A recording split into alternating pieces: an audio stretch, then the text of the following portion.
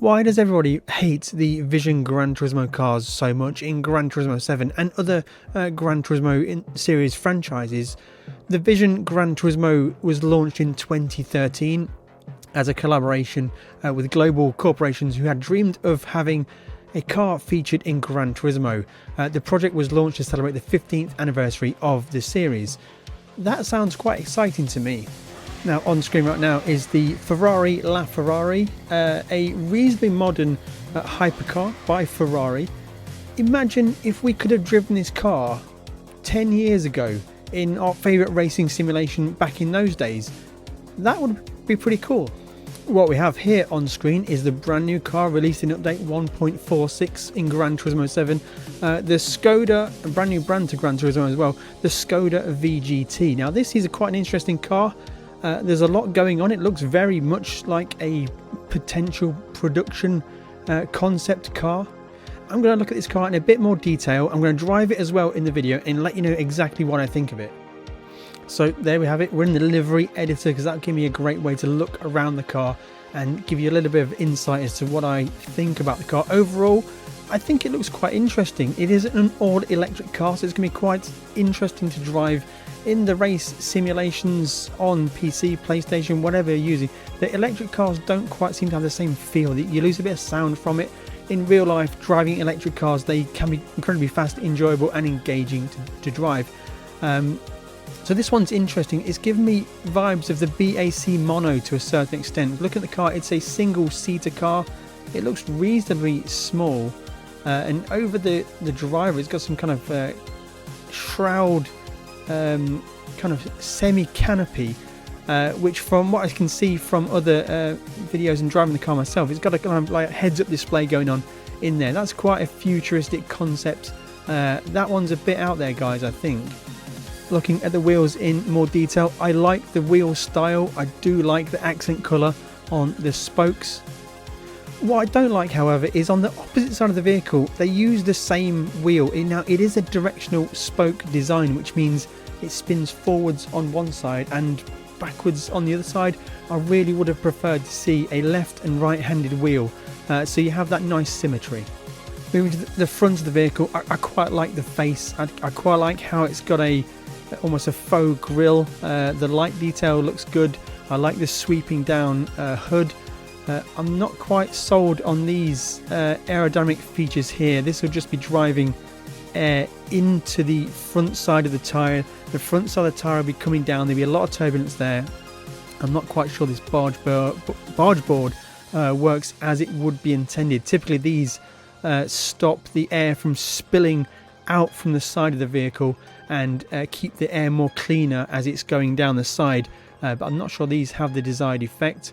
On the back side of the wheel, I quite like the turbulent air exit vent here. I like the kind of barge board design, the forged carbon fibre. I'm not quite sure on the high voltage sticker there, guys. I think that's a bit of a too much, really. I don't think we need to know it's high voltage. Moving around to the back of the car, I actually really quite like the exposed rear end. A massive diffuser going there. Looks like an F1 style rain light.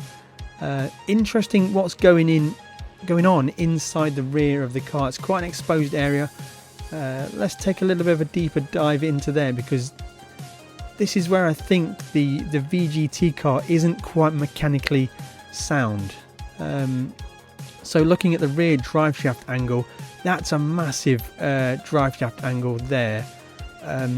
I would have assumed the rear diff should be a little bit higher to make that driveshaft more straight and much more efficient. So I think this is where the VGT falls down a little bit on potential realism. And the rear camber link is going from the outer upper right down low. So I think that's going to generate a lot of mechanical camber change. And I assume that mechanical camber change, by the look of that shock push rod, is the thing that's going to generate the suspension movement. Now, looking at the rear shocks there, they are a cantilever style rocker suspension setup, as you see on a lot of modern, many F1 cars, to be honest. Now, this is a push rod style, not a pull rod, and I'm not quite sure how the shock being connected so high up on the rear hub is actually going to transfer that into a rotary motion to compress the rear shocks. But yeah, it's got the right bits in there, but I'm not quite sure it's mechanically sound. Looks like we've got a few aerials for pit telemetry, I would imagine. I imagine with this Vision GT car, it's almost going like a single-seater, like one-make racing series kind of a thing. There is active aero going on at the rear end, but I think it's quite hopeful how this will actually actuate in real life. They're very thin blades there with no mechanical actuation structure that I can see. But again, we are talking about future cars here, guys. Maybe it's a linear electric actuated hinge or something along those lines. I think they have got a little bit of creative license with these VGT cars. The cockpit looks particularly interesting. I think we've got a bit of a heads-up dash there. No windshield at all, and some interesting things going on there. Tell you what, guys, let's go for a drive in this car. And this is where the Vision GT cars really come into their own, because now I'm inside. I'm literally with the PlayStation VR 2. I am inside a car that doesn't exist, but I fully believe it exists. The dashboard in front of me is right there. My hand's on this steering wheel here.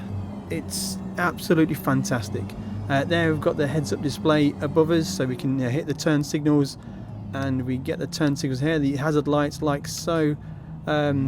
Pretty cool stuff. In front of me is pretty impressive as well. We've got essentially throttle and brake readout. So as it's green, that's my throttle. Blue is the brake, I guess, for regeneration brakes potentially. So yeah, we've got a full wraparound mirror, and yeah, the car feels good. It's got the electric car whine. I have no idea where the braking points are in this track, but we're up to 309 kilometers an hour. How good are the brakes? They're okay. Oh, a bit of swaz there over the grass, and we've invalidated that particular lap. So yeah, it is a four-wheel drive car. So we have, it's the full track as well. The car feels fast. The brakes are okay, and you can feel a little bit of slide as you get off the brakes. It definitely feels like we are racing a car from the future. And looking around in the cockpit, we've got a lot of nice features. We've got a lot of forged carbon fibre going on in the cockpit. We've got a special edition racing suit. Because we're in a VGT car, we have to wear the special livery with our custom gloves as well. These really do feel like my hands. A fantastic yoke style steering wheel. So yeah, the VGT cars in Gran Turismo 7, I think they get a bad rep, and I think that's a little bit unfair. So there we go, guys. That's my take on VGT cars in Gran Turismo 7. I think they have a good place. I think the development of them is in parallel and separate to the development of all the real-life racing cars and road cars that are being added as well. I think these are projects by car manufacturers that are put into Gran Turismo and don't take too much resources from PD. I think these are fantastic things to have in Gran Turismo 7.